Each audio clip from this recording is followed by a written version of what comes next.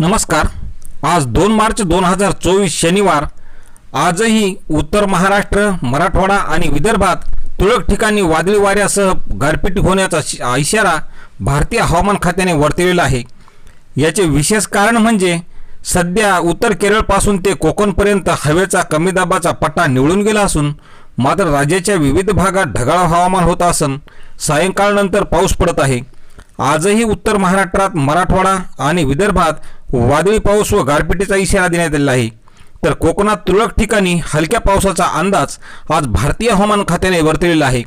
तर यावेळी वाऱ्याचा वेग ताशी 40 ते 50 किलोमीटर वेगाने वारे वाहतील असा अंदाज आज हवामान विभागाने दिलेला असून आज पाऊस पडणारे जिल्हे म्हणजे जळगाव, संभाजीनगर, जालना, परभणी, धुळे, बीड, हिंगोली, नांदेड, अकोला, अमरावती, वर्धा, नागपूर, भंडारा आणि गोंदिया या जिल्ह्यात तुरळक ठिकाणी वादळी वाऱ्यासह जोरदार पावसाचा तर कुठे हलका पाऊस तर काही ठिकाणी गारपीट होण्याची शक्यता आज भारतीय हवामान खात्याने वर्तवलेली आहे।